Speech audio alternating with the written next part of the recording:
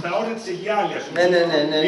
να επιλέξουμε σαν αυτό. Υπάρχει η μάχη του Πυργακίου που είναι και με τους Ιταλούς, η μοναδική που έγινε, θα έλεγα, σε τέτοιο κατά μέτωπον.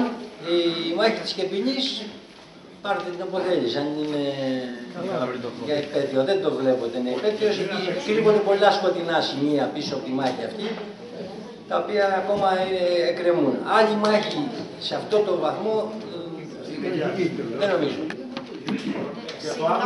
Συγγνώμη να πω κάτι. Στον Άγιο Βλάση, στον Πυργάκι, έχει υπάρχει και το έχει φτιάξει με δικά του χρήματα ο αείμνηστος Φίλιππος Καραγιαννίδης. Αυτή είναι ο Πυργακίου του. Αν μπορεί να θεωρηθεί σαν ένα γεγονός της Αιγιάλειας με κάποια επαιτειακή, έτσι.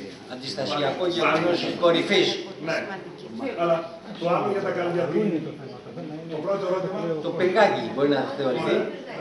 Και οι υπόλοιπες αυσιμαχίες, οι οποίες σε μερικά σημεία εξελίχθηκαν και σε μάχες με τραυματίες και νεκρούς εκατέρωθεν. Το Πυργάκι ήταν με τους Ιταλούς όμως, ναι. Την άλλη ερώτηση και καλή ερώτηση. Δεν απαντήσετε. Κώστα, το δώσω να συγγνώμη κύριε Τραγώ, στην πρώτη ερώτηση με δεν να πείτε. Όχι, θα γινόταν και χωρίς την μάχη, χωρίς την εκτέλεση των αιχμαλώτων το ολοκαύτωμα. Ήταν ήδη αποφασισμένο. Ναι, θα γινότανε.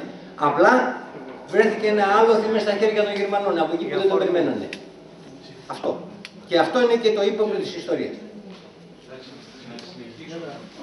Αν από τις έρευνές σας έχετε δει αν υπάρχουν άλλες αντιστασιακές οργανώσεις στο Αίγυο, δρούν άλλες αντιστασιακές οργανώσεις.